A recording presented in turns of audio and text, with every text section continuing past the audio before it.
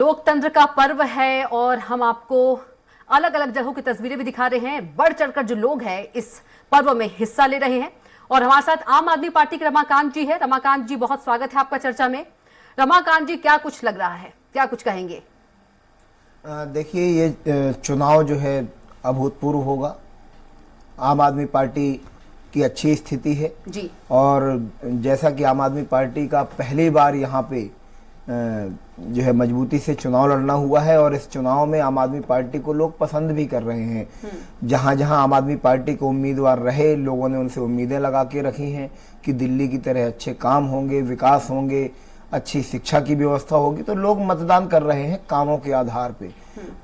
हम लोग जितना समझा पाने में, जनता के बीच जाने में सफल रहे, यही रिजल्ट निकल के आ रहा है कि लोग वर्तमान के नेताओं से बड़ा दुखी थे। इन नेताओं ने कहीं कुछ नहीं किया है, सड़कें खराब हैं, स्कूल खराब है, अस्पताल खराब है। लोग चाहते हैं काम की राजनीति हो। 5 साल का महापर्व है देश का ये, तो लोग बढ़ चढ़ के हिस्सा भी ले रहे हैं। कई जगहों पे बहुत अच्छे मतदान हुए हैं और जो दिखाता है कि लोग परिवर्तन के मूड में हैं। बिल्कुल। किन मुद्दों को लेकर यदि बात करें, जो मतदाता हैं वो पहुंच रहे हैं? आप शिक्षा बता रहे हैं, स्कूल बता रहे हैं, चिकित्सा बता रहे हैं। निश्चित तौर पे मतदाता परेशान है। देखिए ना कि लोगों को बिजली के बिलों की वसूली के लिए उनके बर्तनों को नीलाम किया गया, अलमारी मोटरसाइकिल ले गए, किसानों के पंप लेकर के चले गए, उनकी कुड़की कर दी गई घरों की। कई बार ऐसा भी देखने को मिला है। 80-80 लाख रुपए का बिजली का बिल जरा जरा से मकानों का दिया गया। तो लोग बिजली के बिलों से दुखी हैं। और अगर जो है शहरी क्षेत्र में हम बात करें तो लोगों को 25-25 हजार रुपए के पीने के पानी के बिल दिए गए हैं। तो लोग इससे भी दुखी हैं। मैं तो चूंकि अभी चुनाव के दौरान खूब गलियों में गया हूं, किसी डिबेट में भाग नहीं ले पाया हूं, तो गलियों में जाकर के देखा हूं, जिन क्षेत्रों में गया हूं, कि नालियां पूरी जाम पड़ी हैं, भरी पड़ी हैं, गंदगी है, कूड़े का अंबार है। तो ये तमाम तरह के मुद्दे हैं। लोग परेशान है कि जन्म प्रमाण पत्र बनवाने जाओ तो रिश्वत देना पड़ता है। कोई घर में किसी की मृत्यु हो जाए और मृत्यु प्रमाण पत्र बनवाने जाओ तो रिश्वत देना पड़ता है। 5,000 रुपए दोगे तो राशन कार्ड बनेगा। जिनको राशन कार्ड बनवाने की आवश्यकता है, जो उस कैटेगरी में आते हैं, उनका राशन कार्ड नहीं बनता है। तो ये तमाम तरह के मुद्दे हैं। लोगों के अपने मुद्दे हैं। बच्चों की शिक्षा का मुद्दा है, बेरोजगारी का मुद्दा है, शहरी क्षेत्रों में भी और ग्रामीण क्षेत्रों में किसानों के भी मुद्दे हैं। बिजली आती नहीं है, आती है तो कम वोल्टेज रहता है, लोगों के जो है बिजली के उपकरण खराब हो जाते हैं। कोई विकास नहीं हुआ है, आप ये कहना चाह रहे हैं? देखिए, विकास तो जो है जिस प्रकार से होना चाहिए वैसा कुछ हुआ नहीं है। केवल यहाँ पे विकास का दिखावा हुआ है, विकास नहीं हुआ है। अगर विकास हुआ होता तो अच्छे स्कूल होते। ठीक है, शिवम सोनी के पास चलेंगे, माफ कीजिएगा, शिवम शुक्ला जी के पास चलेंगे। बीजेपी प्रवक्ता हमारे साथ मौजूद है। शिवम शुक्ला जी, बहुत स्वागत है आपका चर्चा में। चले, हमारे साथ वरिष्ठ पत्रकार भी जुड़ गए हैं, सत्यप्रकाश शर्मा जी। सत्यप्रकाश जी, बहुत स्वागत है आपका चर्चा में। आवाज पहुंच पा रही है आप तक?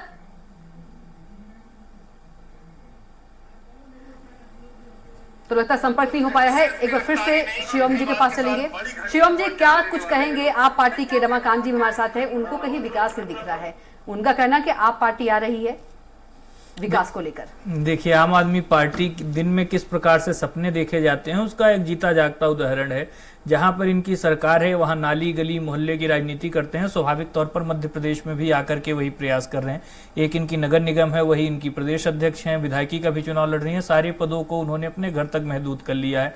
सबसे महत्वपूर्ण चीज जो है, मध्य प्रदेश में विगत 2 दशक में हुए परिवर्तन को अगर आपको साक्षी मानना है तो मध्य प्रदेश की जनता उसकी है। आम आदमी पार्टी का तो उदय ही अभी हुआ है और जिनके साथ इनका गठबंधन हुआ उनके विरोध में ही इनका उदय हुआ था। तो यह चीज समझनी होगी। सबसे महत्वपूर्ण चीज है मध्य प्रदेश की अगर स्थिति में रमाकांत जी को याद दिलाना चाहूंगा, 73,000 करोड़ रुपए का जीडीपी हुआ करती थी मध्य प्रदेश की। आज 14 लाख रुपए करोड़ से ज्यादा की जीडीपी है। 5,000 किलोमीटर की सड़कें थी, आज 5 लाख किलोमीटर की सड़कें। और महज सड़कें नहीं, आज एक्सप्रेस हाईवे भी 5 मध्य प्रदेश में बनाए जा रहे हैं। बिजली की बात करें तो 5,000 मेगावाट बिजली का उत्पादन होता था, आज 28,000 मेगावाट बिजली का उत्पादन हो रहा है। बिजली में सरप्लस राज्य है। दिल्ली की मेट्रो मध्य प्रदेश की बिजली से चल रही है। और सबसे महत्वपूर्ण चीज, आज हम सिर्फ बिजली के बारे में नहीं सोच रहे, हम ग्रीन एनर्जी की दिशा में कैसे आगे बढ़ा जाए। ओमकारेश्वर में फ्लोटिंग सोलर पावर प्लांट हमारे मध्य मध्य प्रदेश में बन रहा है। रीवा में एशिया का सबसे बड़ा सोलर पावर प्लांट हमारे मध्य प्रदेश में बना है। और इसके साथ ही साथ शिक्षा के बजट की हम बात कर लें, जो इनकी सरकार के दौरान कुछ 2000-3000 करोड़ रुपए का था, आज 40,000 करोड़ रुपए का पहुंच चुका है। तो देखिए, मध्य प्रदेश ने एक समग्र और चहुमुखी विकास की धारा को आत्मसात किया है। और इस बात की साक्षी और इस बात की गवाह मध्य प्रदेश की 9 करोड़ से ज्यादा जनता है, जो आज मतदान जब करने जा रही है तो भारतीय जनता पार्टी की विकासवाद और राष्ट्रवाद की राजनीति से प्रेरित होकर के स्वाभाविक तौर पर भारतीय जनता पार्टी के पक्ष में अपने मत का और अपने मताधिकार का प्रयोग कर रही है। आप एक बात समझ लीजिए, 20 वर्षों में भारतीय जनता पार्टी ने मध्य प्रदेश को गढ़ने का काम किया है। अब यह लड़ाई उसको आगे ले जाने की है। हम मध्य प्रदेश का क्या योगदान होने वाला है, प्रधानमंत्री जी का लक्ष्य है कि 2047 में भारत विश्व के उत्कर्ष पर पहुंचे, मां भारती का वैभव दुनिया में सबसे ऊंचे स्थान पर पहुंचे, और उसमें मध्य प्रदेश अपनी महत्वपूर्ण भूमिका का निर्वहन करने वाला है आने वाले 25 सालों में। और स्वाभाविक तौर पर मध्य प्रदेश की जनता उस चीज को ध्यान में रखते हुए, दृष्टिगत रखते हुए मतदान करेगी। यहां पर हमारी जो घोषणा पत्र में महत्वपूर्ण बिंदु हैं, उसमें सबसे महत्वपूर्ण है कि हम प्रत्येक जो परिवार है वहां एक रोजगार देंगे, लाडली बहनों को आवास देंगे। इसके देखिए, स्वाभाविक तौर पर मध्य प्रदेश जो कि पूंजी में कहीं, रमाकांत जी आपके ऊपर हंसी उड़ाने का काम तो जनता कर रही है, आपके ऊपर हंसी उड़ाने का काम तो जनता कर रही है। कौन सा ऐसी जगह है जहां आपको मुंह की न खानी पड़ी हो? दिल्ली में आप जीत करके आए, वहां पर आपकी स्थिति क्या है? अरे आपके ऊपर हंसी। 3 तारीख को मध्य प्रदेश की जनता 3 तारीख को मध्य प्रदेश की जनता आपकी हंसी उड़ाने का काम करेगी। अभी रमाकांत जी एक जगह मिल गए थे, इंडिया अलायंस के पार्ट हैं, चूंकि यह अलायंस सनातन विरोधी है, उस अलायंस में सनातन के द्रोह को छोड़ करके कौन सा कॉमन पॉइंट एजेंडा है? एक डिबेट में मुझे यह मिल गए, उसमें एक प्रतिष्ठित चैनल की मशहूर एंकर थी, उनका इनके गठबंधन ने बाइकआउट रखा है, उसमें रमाकांत जी बकायदा अपनी पार्टी का पक्ष रख रहे थे। तो बहरहाल यह विषय का दूसरा है। सबसे महत्वपूर्ण चीज, यह चुनाव मध्य प्रदेश के भविष्य का है। जनता कांग्रेस पार्टी को देख चुकी है और स्वाभाविक। ठीक है शिवम जी, ठीक है। देवाशीष जी के पास चलेंगे। देवाशीष जी, दोनों ही, जो आप पार्टी की बात कर ले, बीजेपी की बात कर ले, दोनों ही जो है वो जीत के दावे कर रहे हैं और खूब वादे बता रहे हैं, लेकिन दावे और वादों से कुछ नहीं होता है। असली जो आईना है वो जनता दिखाती है। और आज जब मतदान करने जो मतदाता उनके बीच जब मैं पहुंची, उनका यही था कि विकास चाहिए, रोजगार चाहिए, यही मुद्दा लेकर मतदान के लिए पहुंचे। आप क्या कुछ कहेंगे? देखिए, अगर आपके पत्रकार सब जगह होंगे, आपके संवाददाता सब जगह होंगे, और कांग्रेस के जो पोलिंग बूथ हैं, जो पोलिंग एजेंट जहां पर बूथ बनाए हुए, उन पे अपार जबरदस्त भीड़, और वहीं पर भारतीय जनता पार्टी के पोलिंग बूथों पर सन्नाटा पसरा हुआ है। यह परिचायक है कि मध्य प्रदेश की जनता ने तय कर लिया है कि बदलाव लाना है, नई सरकार बनानी है। और हम जो समझ रहे थे, कांग्रेस पार्टी का जो आकलन था, उस आकलन से भी कहीं ज्यादा आगे बढ़कर कांग्रेस को सीटें इस चुनाव में आने वाली हैं। पूर्ण बहुमत, बेहतरीन सरकार 3 दिसंबर को बनेगी। कमलनाथ जी के नेतृत्व में हम लोग 5 साल मध्य प्रदेश का विकास करेंगे। जनता ने हमें 2018 के बाद 2024 में बेहतरीन मत देकर बिठाने का फैसला कर लिया। ठीक है, सत्यप्रकाश जी के पास चलेंगे, वरिष्ठ पत्रकार हैं। सत्यप्रकाश जी, बहुत चर्चा में स्वागत है आपका। सत्यप्रकाश जी, 5 साल वो साल होते हैं जब जो नेता होते हैं, जनता का दिल जीतने का वो 5 साल समय होता है, और उसके बाद खूब दावे वादे करते हैं। लेकिन आज के जो मतदाता है वो जागरूक हो गए हैं, विकास के जो मुद्दे हैं उसकी बात कर रहे हैं, रोजगार की बात कर रहे हैं। आप क्या कुछ कहेंगे? देखिए, बेसिकली जो डेमोक्रेसी का स्ट्रक्चर है, जिसमें लोगों की सरकार, लोगों के कल्याण के लिए, कल्याण क्या है? डेवलपमेंट और वेलफेयर। लेकिन ये आज का जो डेमोक्रेसी का जो रूप बदला है, वो कहीं ना कहीं पॉलिटिकल पार्टीज क्या करती हैं कि कैसे हम इलेक्टर्स को आकर्षित करें, वो स्टेप चलती हैं। उदाहरण के तौर पर मध्य प्रदेश का जो इलेक्शन है, वो वास्तव में डेवलपमेंट या वेलफेयर की तरफ कम जाते हुए ज्यादातर मुझे उस दिशा में जाते दिख रहा है जहां उसका ये प्रयास है कि कैसे भी तुरंत कैसे वोटर को आकर्षित किया जाए। उसका दूसरा नाम है फ्रीवीज।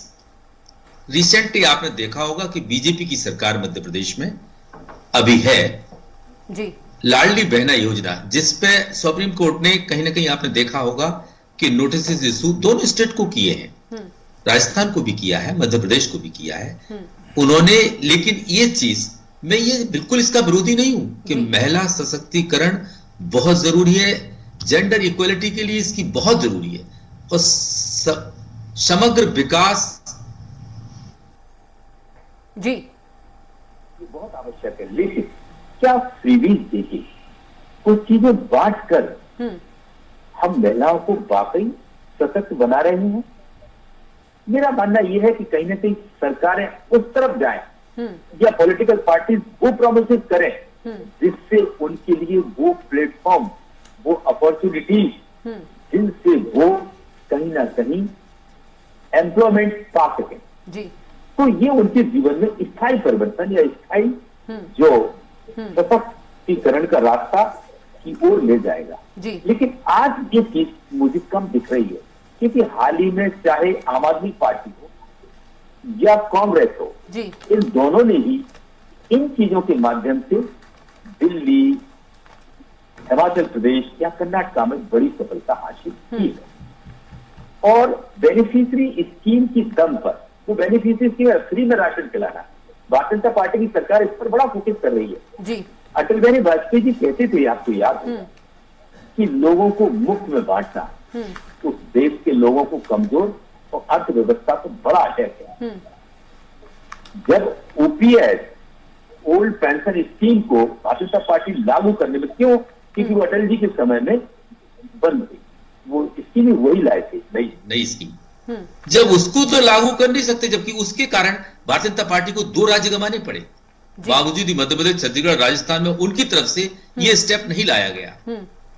जब उनकी उस चीज को लागू कर नहीं सकते, पर उनकी इस विचारधारा को क्यों नहीं लागू करते हैं? भारतीय जनता पार्टी के ही लोग सुप्रीम कोर्ट में जाते हैं और वहां मना करते हैं, उस पर पीआईएल फाइल करते हैं कि भाई ये फ्रीबीज है, इनको बंद किया जाए आम आदमी पार्टी के अगेंस्ट। तो ये मैं ये मान के चलता हूं कि नगद किसी को देना ये उसके जीवन में सशक्तिकरण नहीं है। हाँ, किसानों को देना, शिक्षा के क्षेत्र में देना, क्योंकि किसान देश की इकोनॉमी में उनका बड़ा महत्व है। मध्य प्रदेश में पर्टिकुलर किसानों ने इकोनॉमी चलाने का रास्ता, और आपने देखा कोविड के पीरियड में किसान यानी एग्रीकल्चर सेक्टर ने ही देश की जो इकोनॉमी थी उसको आगे बढ़ाने का बड़ा काम किया। ये क्या है? ये किसानों को प्रमोशन है, एग्रीकल्चर को बूस्टअप करने का तरीका है। अगर हम स्थायी परिवर्तन किसी के जीवन में लाते हैं तो उसको शिक्षा दे दो। शिक्षा से अच्छी चीज देना दुनिया में कुछ नहीं है। अगर शिक्षा में हम कुछ चीज देते हैं तो मैं उसको भी फ्रीबीज नहीं मानता हूं, पर समाज के एक बड़े वर्ग यानी बराबर वर्ग है, मध्य प्रदेश का उदाहरण है, छत्तीसगढ़ उदाहरण है, छत्तीसगढ़ में महिला इलेक्टर्स पुरुषों से अधिक हैं, मध्य प्रदेश में लगभग बराबर है, महिलाएं कुछ कम है। आप उसी वर्ग को आकर्षित करने के लिए, चाहे कांग्रेस हो या बीजेपी हो, ये प्रयास जो करती है, ये भले उनको इस रास्ते से सशक्त बनाना चाहती है, पर मैं ये चाहता हूं जैसे कि सेल्फ हेल्प ग्रुप्स हैं, ये रास्ते हैं, ऐसी कुछ अगली इनिशिएटिव्स लाइए, कुछ आइडियाज लाइए, उनको इंट्रोड्यूस करिए, उसके रास्ते से उनको सशक्त बनाएं, उनको बराबर का दर्जा दें। ये तो हो सकता है। आपने देखा कि Bharatiya Janata party lead central government ने अभी रिसेंटली एक बिल लाया 33% रिजर्वेशन इन असेंबलीज और पार्लियामेंट। तो इसमें महिलाओं के लिए एक अच्छा कदम है, बेहतर है, प्रशंसनीय है। लेकिन भारतीय जनता पार्टी ने मध्य प्रदेश में जो लिस्ट जारी की है, उस लिस्ट में आपने क्या देखा? कितने, क्या 33% टिकट डिस्ट्रीब्यूट किए हैं लोगों को? या कांग्रेस ने, आई थिंक कांग्रेस उससे कुछ ज्यादा ही है, कांग्रेस ने ज्यादा दे दिए हैं। तो ये आपकी वास्तव की चीज को दिखाते हैं कि आपकी पार्टी में वो चीज है या नहीं लागू होती है। मेरा कहने का तात्पर्य ये पूरे इलेक्शंस 3 चीजों पर टिकते हुए नजर आ रहे हैं, फ्रीबीज, डेवलपमेंट और करप्शन। कुछ पार्टी जो रूल में है वो डेवलपमेंट का दावा करती हैं, तो जो अपोजिशन में है वो उनको करप्शन पर घेरती हैं, और वोटर्स को आकर्षित करने का सबसे बेहतर रास्ता फ्रीबीज ढूंढती है। रमाकांत जी, आप चारों बने रहेगा, अभी जस्ट लौटेंगे आप लोगों के पास। तो जबलपुर में विधानसभा चुनाव में मतदान को लेकर ट्रांसजेंडर मतदाताओं में भी जमकर उत्साह दिखाई दिया। ट्रांसजेंडर मतदाताओं ने पीपी कॉलोनी ग्वारी घाट के मतदान केंद्र पर मतदान किया और सभी मतदाताओं से अपना वोट डालकर लोकतंत्र को सशक्त बनाने में सहभागी बनाने की अपील की है।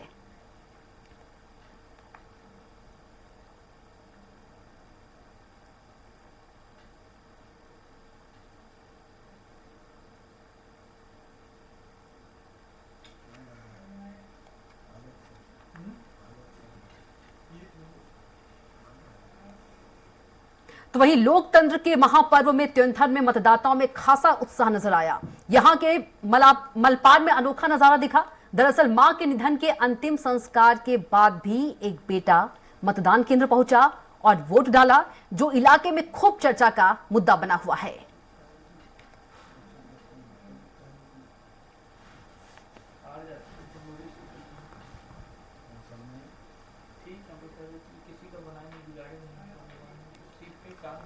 वहीं मध्य प्रदेश में विधानसभा चुनाव के तहत राज्य की सभी 230 सीटों पर मतदान हो रहा है। वहीं छत्तीसगढ़ में दूसरे और अंतिम चरण के चुनाव के तहत बची हुई 70 सीटों पर आज मतदान हो रहा है। इस बीच भाजपा राष्ट्रीय अध्यक्ष जेपी नड्डा ने मध्य प्रदेश और छत्तीसगढ़ के मतदाताओं से अपने मताधिकार का प्रयोग अवश्य करने का आग्रह किया है। साथ ही जेपी नड्डा की पूर्व सांसद जयश्री बनर्जी ने भी लोगों से मतदान करने की अपील की है। सब लोगों से अपील करती हूँ कि घर से निकल के आएं और वोट डालें, क्योंकि ये 5 साल में एक बार आता है मौका, और इसलिए ये जरूरी है जो सबका अधिकार अपना बताने के लिए और सरकार में अपना सत्ता में आने के लिए क्या करना है, तो मतदान बहुत जरूरी है। इसीलिए मतदान करने के लिए सब लोग घर से निकले। घर का तो काम होता ही रहता है, लेकिन आके वोट डालना ये बहुत जरूरी है। इसलिए सबको अपील करती हूँ कि सब लोग आए और वोट डालें। वहीं रायपुर में कलेक्टर डॉक्टर सर्वेश्वर भूरे ने देवेंद्र नगर के मतदान केंद्र पहुंचकर मतदान किया, जहां कलेक्टर ने सपरिवार मतदान केंद्र पहुंचकर वोट डाला। इस दौरान उन्होंने सभी मतदाताओं से अपने मताधिकार का उपयोग करने की अपील की है।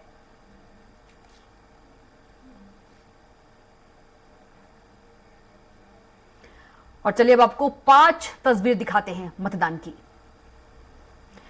तो देखिए दिग्गज आप तस्वीरों में देख सकते हैं। पहली तस्वीर भूपेश बघेल जो कि छत्तीसगढ़ के सीएम हैं, वहां से दिखा रहे हैं, और दूसरी तस्वीरें अमरजीत भगत जो कि मतदान केंद्र में पहुंचे हैं, और तीसरी तस्वीर अजय चंद्राकर की दिखा रहे हैं, और चौथी तस्वीर राजेश मुड़त। तो 4 तस्वीरें हम आपको दिखा रहे हैं टीवी स्क्रीन पर।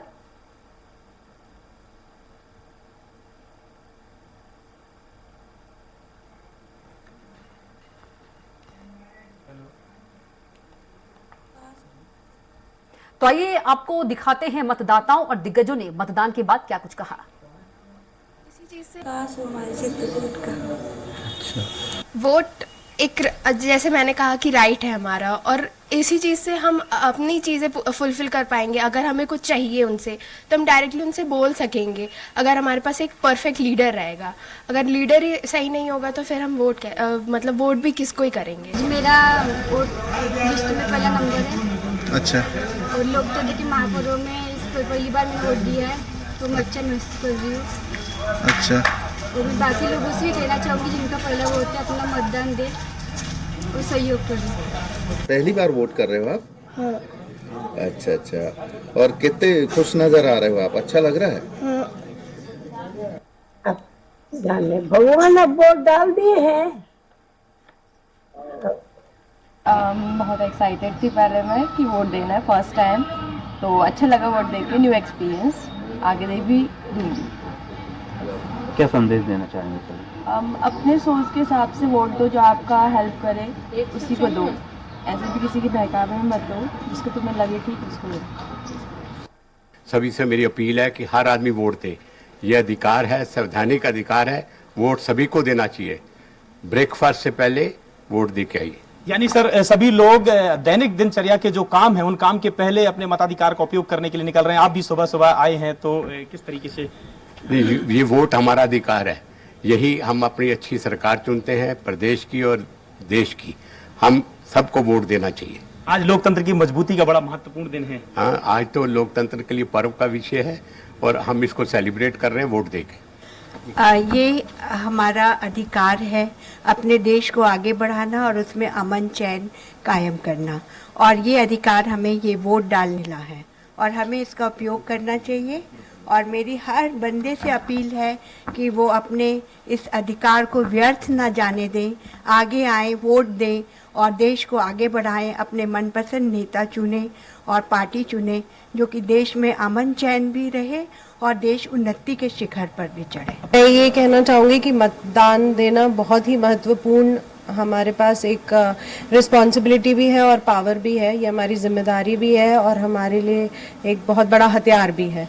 तो हमें इसे सही तरीके से यूज़ करना चाहिए, सही तरीके से इसका प्रयोग करना चाहिए और बिल्कुल करना चाहिए। आज के दिन घर बैठ के आराम करने का या छुट्टी का दिन नहीं है, आज अपने इस हथियार को यूज़ करने का दिन है। मैं सारे यंगस्टर्स, यूथ, आइकन सभी को यही बोलना चाहूँगी कि आप सब वो अपने अधिकार को यूज़ करें और अच्छी वोट डालें, सब मिलके वोट डालें एंड ये हमारी राइट है, right to vote. Please vote for the right person. महिलाओं और लड़कियों को किस तरह से अपील करना चाहेंगी आप वोट डालने के लिए? आप सभी वोट डालें, एक एक वोट से you can make difference to the state, difference to the country. तो आपका जो वोट है बहुत ही इम्पॉर्टेंट है, तो अपने वोट का अधिकार यूज़ करें और बिल्कुल उपयोग करें आप अपनी राइट टू वोट।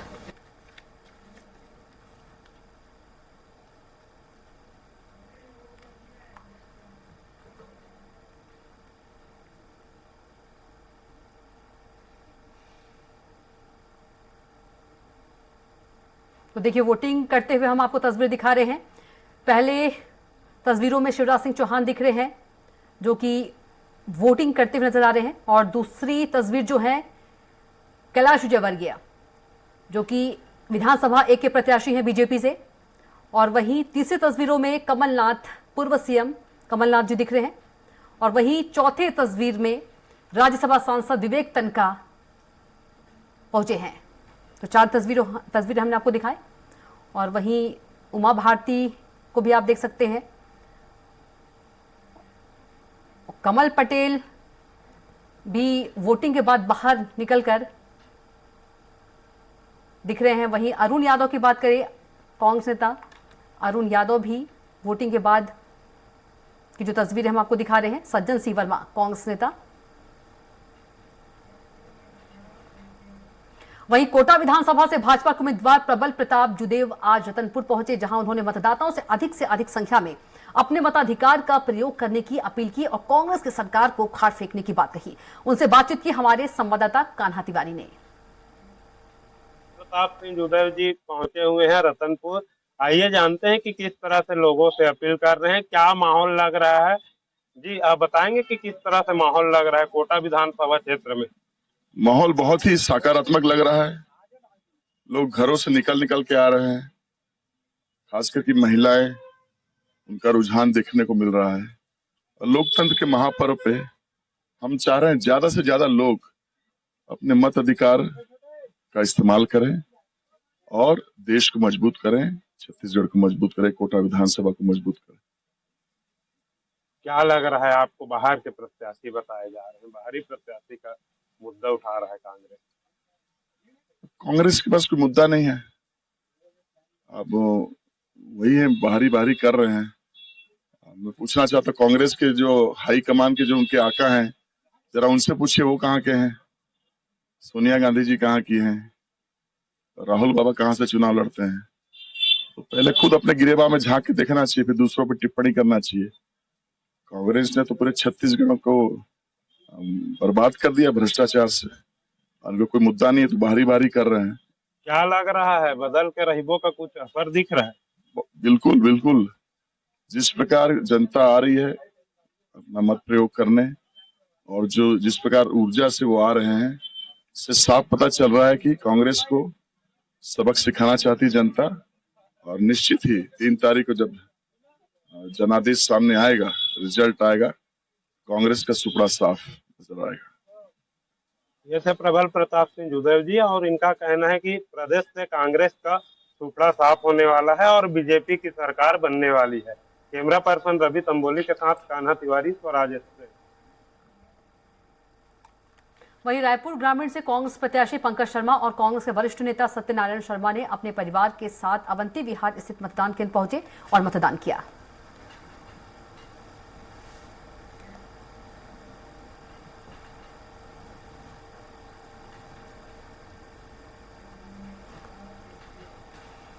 वहीं खल्लारी विधानसभा के ग्राम बेलर के ग्रामीणों ने चुनाव का बहिष्कार कर दिया। बेलर के मतदान को बिना सूचना के नजदीक के ही ग्राम हड्डी करने से नाराज ग्रामीणों ने बहिष्कार कर दिया। प्रशासन मनाने में जुटा हुआ है।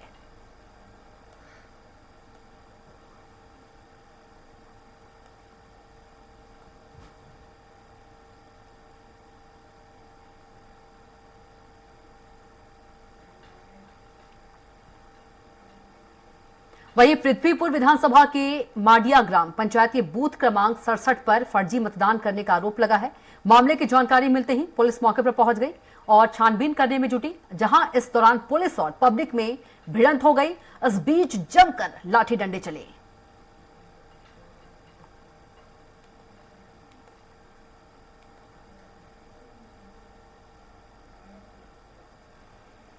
वहीं मंडला जिले की निवास विधानसभा से भाजपा प्रत्याशी और केंद्रीय मंत्री फग्गन सिंह कुलस्ते अपनी पत्नी के साथ मतदान करने पहुंचे, जहां उन्होंने बूथ क्रमांक 131 में पहुंचकर मतदान किया। देखिए, मतदाताओं का जो रुझान है, आज मैं सुबह से ही कुछ मतदान केंद्रों में जाना हुआ, बड़ी संख्या में महिलाओं की भागीदारी और लाइन लगा करके कतारबद्ध होकर के अपने मत का उपयोग कर रहे हैं। मैंने भी और मेरी श्रीमती जी भी मत का उपयोग अभी किया है। ये अनुमान आप इससे लगा सकते हैं कि मतदाताओं का जो रुझान दिख रहा है, उससे बहुत बड़ा निर्णायक स्थिति में, विशेष तौर से इस विधानसभा क्षेत्र में, मुझे ऐसा अनुमान है कि लगभग सभी मतदान केंद्रों में इसी प्रकार का अनुभव आया है। चलिए फिर से डिबेट की ओर लौटेंगे। शिवम से सवाल कर लेते हैं। शिवम, वरिष्ठ पत्रकार कह रहे थे सत्यप्रकाश जी, नगद देना कमजोर बनाता है, सशक्त बनाना चाहिए महिलाओं को।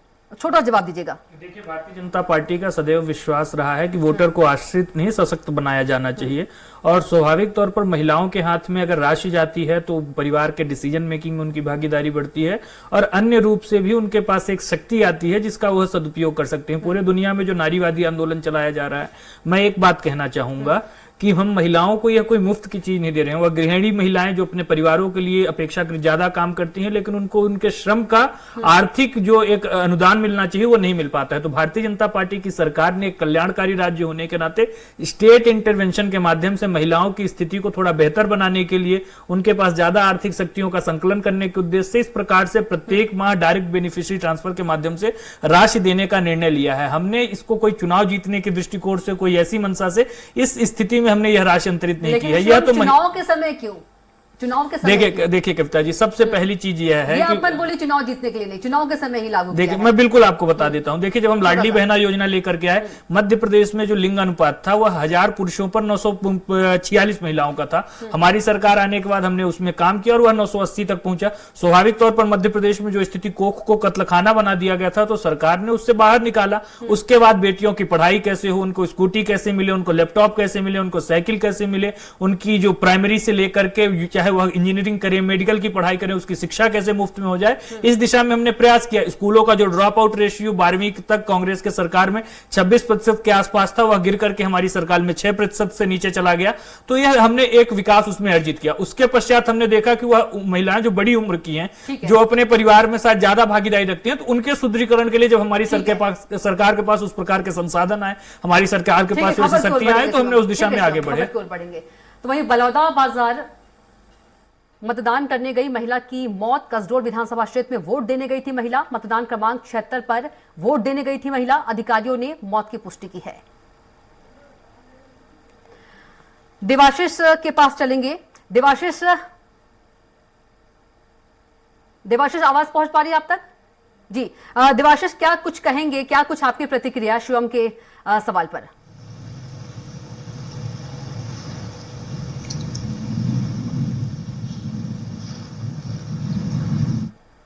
प्लेटफॉर्म पे बहस भी होनी चाहिए।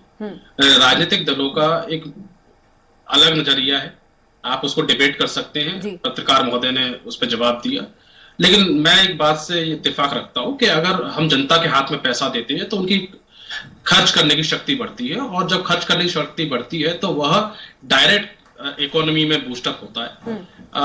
50% जो आबादी है वह अगर पुरुषों की तुलना की जाए महिलाओं से, तो निश्चित तौर पर महिलाओं की इकोनॉमिक पावर उतनी अर्जित नहीं है आज के भारत में। तो अगर वो पावर जाती है तो उनकी क्रय शक्ति बढ़ेगी। और मैं कुछ हद तक भारतीय जनता पार्टी के प्रवक्ता से इस बात से मुखातिब रखा हूं, लेकिन यह कितना मॉरली सही है यह एक डिबेटेबल इशू है। मैं इस बात को पूरी तरीके से एग्री करता हूं। लेकिन अगर देश की व्यवस्था इस तरफ जा रही है कि 25 लाख करोड़ का कर्जा वेव ऑफ हो सकता है, लोन वेव ऑफ हो सकता है अगर बड़े पूंजीपतियों का, तो भारतीय जो आम जनता है, भारतीय जो वोटर्स है, उनके पास भी हम लोग पैसा भेज सकते हैं। कांग्रेस ने 2019 के चुनाव में भी अपना घोषणा पत्र में इस बात का जिक्र किया था। हम लोगों ने 75,000 डायरेक्ट बेनिफिट ट्रांसफर से जनता को देने का विश्वास दिलाया था, वादा किया था। लेकिन चूंकि हम सरकार में नहीं आ पाए तो वो पॉलिसी इंप्लीमेंट नहीं कर पाए। लेकिन भारतीय जनता पार्टी का ये कहना कि ये वोट के लिए नहीं किया गया, ये निश्चित तौर पर गलत बयानबाजी है। पूरा देश जानता है, पूरा प्रदेश जानता है कि 18 साल भारतीय जनता पार्टी सरकार रही और चुनाव से महज 3 महीने पहले, वह भी जब कांग्रेस पार्टी ने घोषणा कर दी और राज्यों में कांग्रेस पार्टी दे रही है, उसको कॉपी करते हुए उन्होंने इस योजना को यहां लागू किया। लेकिन जिसका फायदा जनता पर प्रभाव इसका पड़ते हुए नहीं दिख रहा है। जनता ये जानती है कि केवल पैसा ट्रांसफर कर देने से उनका भला नहीं होने वाला। अगर भारतीय जनता पार्टी ने कुछ अच्छा किया होता और भारतीय जनता पार्टी इतना कॉन्फिडेंट होती, तो उनके खुद के नेता को, जो मुख्यमंत्री रहा है इतने वर्ष से, उसको ये साइडलाइन नहीं करते, उसको मुख्यमंत्री का फेस घोषित करते। उनके चेहरे पर चुनाव नहीं लड़ रहे हैं। मोदी जी का चेहरा इंपोर्ट किया गया है केंद्र से, उसको यहां पर प्रेजेंट किया गया, जो कि सफल होते हुए नहीं दिख रहा है। ठीक है, खबरों को बढ़ेंगे अब। अनूपपुर जिले में मतदान शाम 6 बजे तक जारी रहेगा। जिले के 5,30,000 से अधिक मतदाता 3 विधानसभा क्षेत्रों के 31 उम्मीदवारों के भाग्य का फैसला करेंगे। जिले के अनूपपुर विधानसभा में मध्य प्रदेश सरकार के खाद्य एवं नागरिक आपूर्ति और उपभोक्ता संरक्षण मंत्री बिसाहुलाल सिंह और पूर्व संयुक्त कलेक्टर कांग्रेस उम्मीदवार रमेश सिंह के बीच सीधा मुकाबला है। वैसे यहां 3 अन्य उम्मीदवार भी अपना अपना भाग्य आजमा रहे हैं।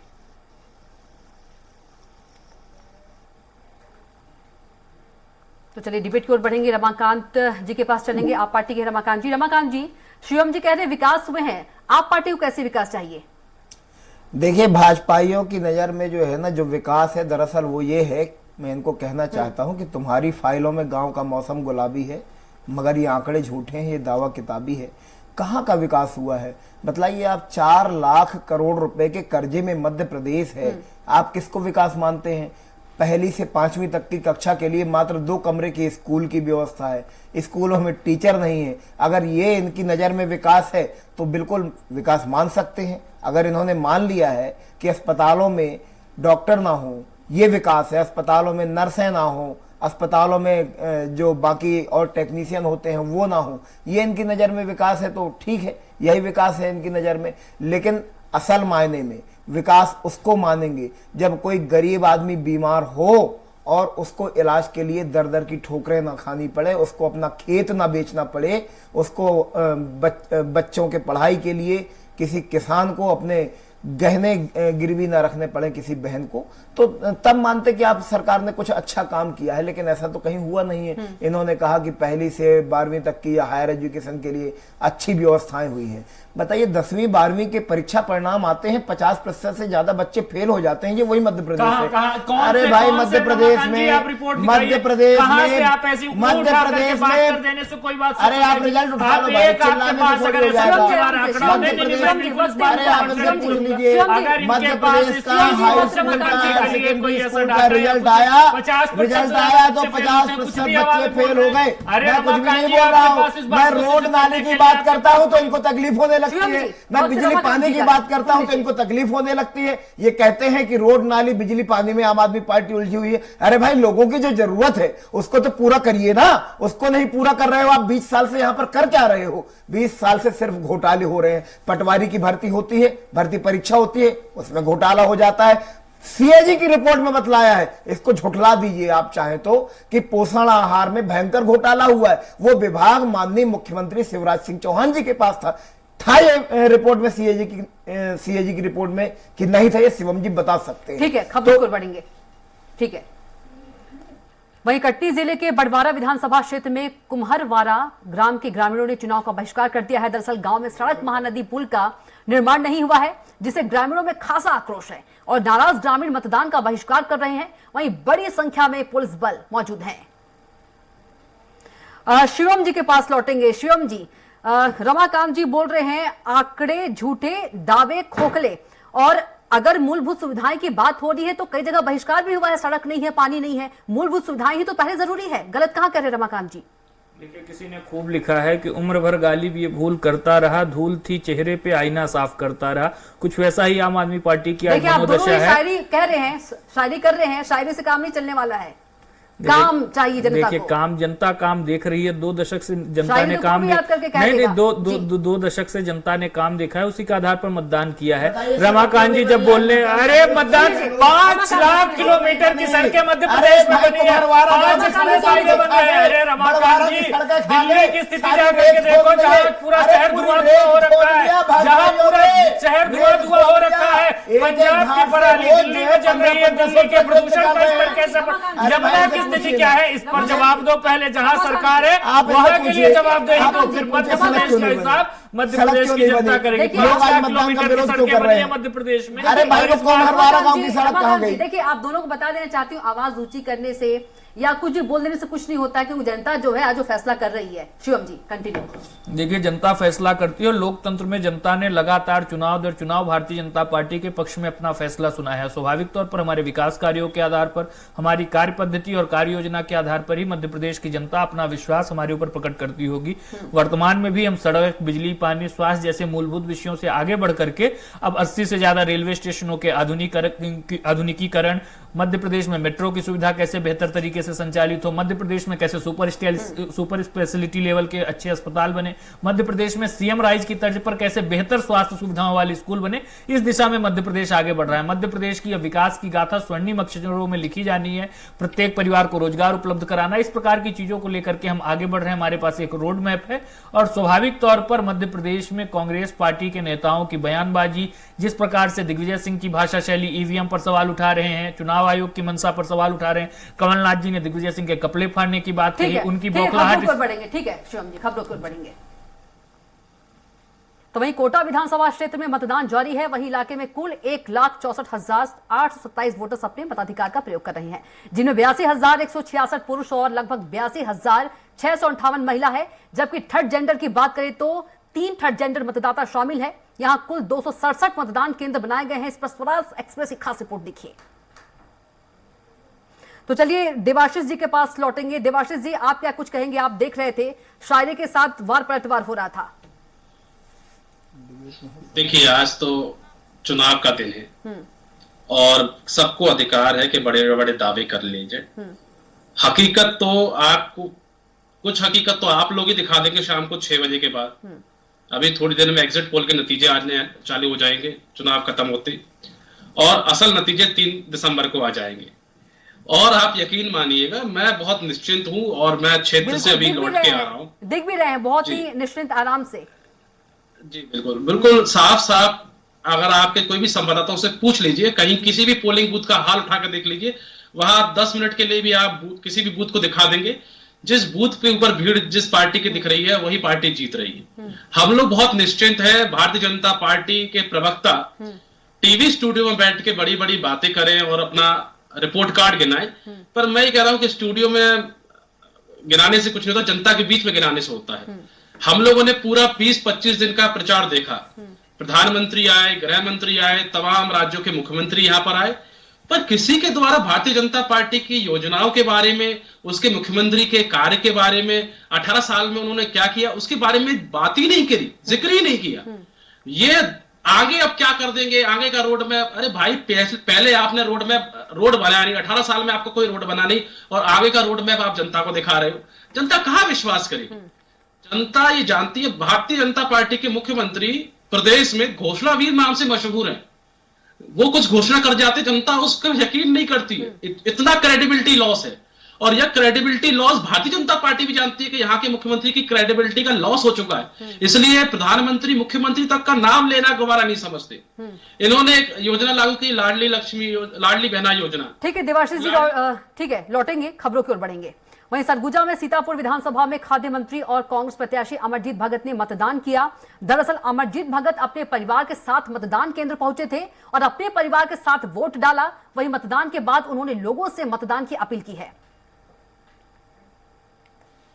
छत्तीसगढ़ के प्रगति के लिए, छत्तीसगढ़ के विकास के लिए पहला वोट, समृद्ध छत्तीसगढ़, विकसित छत्तीसगढ़, जिस छत्तीसगढ़ में आम नागरिक अपने नैतिक दायित्वों का निर्वहन करे, अपने सामाजिक दायित्वों का निर्वहन करे। आज इस महंगाई के दौर में एक आम आदमी का जीना मुहाल हो गया है। उनके अपने दायित्वों का निर्वहन करने में उनको कई प्रकार की दिक्कत का सामना करना पड़ रहा है। हमारी सरकार की प्रयास होगी कि हम वहीं मध्य प्रदेश में मतदान के दौरान भिंड जिले की 5 में से 3 विधानसभा के प्रत्याशियों को प्रशासन ने नजरबंद कर दिया है। बताया जा रहा है कि शांतिपूर्ण मतदान के लिए कांग्रेस प्रत्याशी राकेश चौधरी, बीजेपी प्रत्याशी नरेंद्र सिंह कुशवाहा और बहुजन समाज पार्टी प्रत्याशी संजीव सिंह को नजरबंद कर दिया गया है। इन सभी लोगों को सर्किट हाउस में बैठाया गया है। अगर बताया तो ठीक है, लेकिन मुझे ऐसा लगता है क्योंकि पुलिस को जो हम सूचना दे रहे हैं 3 दिन से लगातार बदमाश जलावदार हो चुका है, वो पोलिंग बूथ पर जा रहे हैं। कई प्रत्याशियों ने अपने अपने डमी कैंडिडेट खड़े किए, उनके एजेंट बन के लगातार गुंडे बदमाश पुलियों में जा रहे हैं। तो मुझे नहीं लगता कि ये ठीक है। लोकतंत्र में अगर हम अपने पोलियों पर नहीं जा सकें तो ये तो लोकतंत्र, स्वस्थ लोकतंत्र तो नहीं हो सकता। वहीं भोपाल में 4 इमली मतदान केंद्र में 95 साल की बुजुर्ग महिला फूल देवी पहुंची मतदान करने। लाठी के सहारे पहुंची बुजुर्ग महिला ने मतदान किया। तो चलिए शिवम के पास फिर से लौटेंगे। शिवम, देवाशीष जी बता रहे थे कि पहले तो निश्चित बहुत दिख रहे हैं, शायद उनको जीत का पूरा भरोसा है, जिस तरह से निश्चित बिल्कुल बैठे हैं। उन्होंने कहा कि 18 साल में क्या किया बीजेपी ने। अभी भी कह रहे थे कि जब प्रधानमंत्री आए उन्होंने सीएम का एक बार भी नाम नहीं लिया। और हमने प्रचार में देखा कि मोदी के मन में एमपी, एमपी के मन में मोदी। देखिए, सबसे पहली चीज है, अभी इन्होंने बात की कि हम भविष्य का दृष्टिकोण दिखा रहे हैं, क्या किया है वह नहीं रखा। शायद इन्होंने अमित शाह जी ने जो मध्य प्रदेश के तमाम मीडिया के कर्मियों के सामने मध्य प्रदेश का 18 वर्षों का रिपोर्ट कार्ड रखा था, उसको पढ़ा नहीं है। उसमें तमाम चीजें हैं, आपको अगर नहीं है तो मैं आपको उसका मेल कर दूंगा, स्कैन कर दूंगा या डाक कर दूंगा, जिससे भी देवाशीष जी को वह जानकारी मिल जाए। दूसरी सबसे महत्वपूर्ण चीज, छत्तीसगढ़ में इनकी सरकार है, 5 सालों तक बोल रहे हैं बड़ी सफलता के साथ सरकार चलाई है, फिर भी सीएम कैंडिडेट सीएम कैंडिडेट घोषित करके चुनाव क्यों नहीं रहे? क्योंकि यह पार्टी की अपनी रणनीति होती है। पार्टी ने इस बार निर्णय लिया कि हम कलेक्टिव लीडरशिप में जाएंगे। हर नेता का अपना प्रभाव क्षेत्र है, उसके समर्थकों की अपनी आकांक्षा है। और स्वाभाविक तौर पर मुख्यमंत्री शिवराज सिंह चौहान जी ने पिछले 18 वर्षों में मध्य प्रदेश को इस स्थिति तक पहुंचा दिया है कि अगर आज पार्टी नेतृत्व परिवर्तन के बारे में सोचे या आगे बढ़ने के बारे में सोचे तो वो उसको सहर्ष स्वीकार कर लेंगे। या पार्टी को अगर नेतृत्व को लगता है कि कंटिन्यूटी रखती है तो पार्टी नेतृत्व के उस निर्णय का भी बाकी नेता स्वागत करेंगे। हमारे यहाँ पर कपड़े फाड़ने की स्थिति नहीं है। कपड़े फाड़ने की स्थिति कांग्रेस पार्टी में है, जहां बेटों और विरासत की लड़ाई चल रही है। कमलनाथ जी अपने बेटे को सेट करने में लगे हैं, दिग्विजय सिंह अपने बच्चे के राजनीतिक भविष्य के लिए पूरी अपनी प्रयासरत हैं। और स्वाभाविक तौर पर दोनों ही नेताओं की प्राथमिकताओं में मध्य प्रदेश का आम मतदाता, आम वोटर और आम युवा नहीं है। मध्य प्रदेश का युवा इस बात को जानता है कि प्रधानमंत्री जी हैं जो देश के प्रत्येक युवा को अपने परिवार का सदस्य समझते हैं और उनके बेहतर और सुखमय भविष्य के लिए लगातार अपने स्तर पर प्रयासरत हैं। और मध्य प्रदेश में जब प्रधानमंत्री जी का स्वयं के मार्गदर्शन में चुनाव लड़ा जा रहा है, उनकी खुद की पैनी निगाह है, तो स्वाभाविक तौर पर जो सरकार बनेगी वह जन आकांक्षाओं के प्रति कितना समर्पित रहेगी, उसकी क्रेडिबिलिटी किस स्तर की रहेगी, मध्य प्रदेश की जनता को इस बात का भी एहसास है। प्रधानमंत्री जी की गारंटियां जितनी भी मध्य प्रदेश में है उसको पूरा करने का आश्वासन स्वयं उनके द्वारा दिया गया है। भारतीय जनता पार्टी की सरकार की कार्य योजनाओं का 20 वर्षों का भरोसा भी है मध्य प्रदेश की जनता को। और इन चुनावों में हम इन्हीं तमाम चीजों को लेकर के आगे बढ़ रहे हैं। और इस 20 वर्षों का जो भरोसा है कांग्रेस को नहीं दिख रहा है। कुछ कहना चाह रहे हैं देवाशीष जी? जी कहिए देवाशीष जी। 22,000 घोषणाएं शिवराज सिंह चौहान जी की पूरी नहीं हुई। मोदी जी की अपनी गारंटी देते हैं, मोदी जी गारंटी कौन लेगा बताइए? 2 करोड़ रोजगार हर साल, 15-15 लाख रुपए खातों में आएंगे, मित्रों, मुझे 50 दिन का समय दीजिए। नोटबंदी के टाइम कहा था अगर मेरी एक गलती निकल जाए, आप 50 दिन के बाद अगर परेशान हो जाए तो जिस चौराहे पर आप बुलाएंगे उस चौराहे पर आने के लिए तैयार। नहीं, मैं बिल्कुल जनता जो सजा इसका जवाब देना चाहूंगा। मुझे खत्म कर लीजिए। देखिए, मैं आपको बीच में टोकता नहीं। ठीक है, जवाब दीजिए। हाँ, बोल दीजिए देवाशीष जी, बोलिए। तो यह सब बातें जनता के डोमेन में है ना। अब जिन नेताओं को जनता ने पूरा साथ दिया, सत्ता भी भरपूर दी, ऐसा नहीं कह सकते कि हमें समय कम मिला, हमें मेजोरिटी कम मिली। आपको फुल मेजोरिटी और खूब समय मिला, उसके बाद भी आप डिलीवर नहीं कर पाए। कोई भी इस प्रदेश में, कोई भी इस प्रदेश की राजनीति को थोड़ा सा भी जानता हो, मध्य प्रदेश तो एंटी इनकम्बेंसी को नकार नहीं सकता, और बहुत ज्यादा एंटी इनकम्बेंसी है। मैं अपने जब डिबेट के शुरुआत में मैंने अपना पहला वक्तव्य दिया था, उसमें मैंने कहा था कि कांग्रेस पार्टी भी आश्चर्यचकित है। हम लोगों ने जितना एक्सपेक्ट किया था उससे ज्यादा बड़ी लहर कांग्रेस के पक्ष में इस समय देखने को मिल रही है। आप शाम को आप मेरे मित्र देख लीजिएगा, एग्जिट पोल के नतीजे आएंगे अभी। ठीक है, तो देवाशीष जी, ठीक है, खबर को बढ़ेंगे देवाशीष जी, 3 तारीख को पूरी तरह से देखें। वहीं खरगोन में से गांव में बारात लेकर रवाना होने से पहले दूल्हे ने मतदान किया, शादी के पहले मतदान किया, निकाह के लिए जाने से पहले जनपद शिक्षा केंद्र पर बने मतदान केंद्र पर मतदान किया।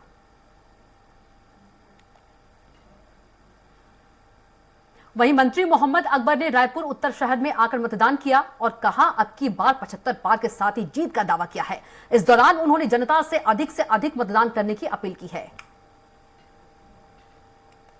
और किसानों का कर्जा माफ, महिला स्वयं सहायता समूह का कर्जा माफ, 3,200 रुपये में धान की खरीदी, 15,000 रुपये साल महिलाओं को, 200 यूनिट बिजली फ्री और 5 लाख से बढ़ाकर 10 लाख रुपए तक की स्वास्थ्य की सुविधा, KG to PG तक निःशुल्क शिक्षा।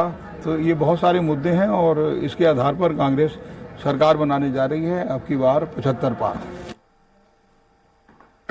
वहीं केंद्रीय मंत्री नरेंद्र सिंह तोमर ग्वालियर में मुरार स्थित मतदान केंद्र पर वोट डाला। उन्होंने कहा कि भाजपा के पक्ष में माहौल है और मैं ये दावे से कह सकता हूं कि मध्य प्रदेश में भारतीय जनता पार्टी पूर्ण बहुमत के साथ सरकार बनाएगी। उन्होंने कांग्रेस के दावे पर कहा कि कांग्रेस क्या कह रही है हमें नहीं पता, लेकिन हम ये दावा कर रहे हैं कि मध्य प्रदेश में भाजपा की सरकार बन रही है।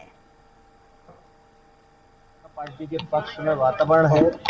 केंद्र सरकार, राज्य सरकार की योजनाएं और विकास को पसंद किया जा रहा है। इसके आधार पर मैं विश्वास पूर्वक कह सकता हूं भारतीय जनता पार्टी मध्य प्रदेश में स्पष्ट बहुमत की सरकार बनाएगी। आज मतदान का दिन है।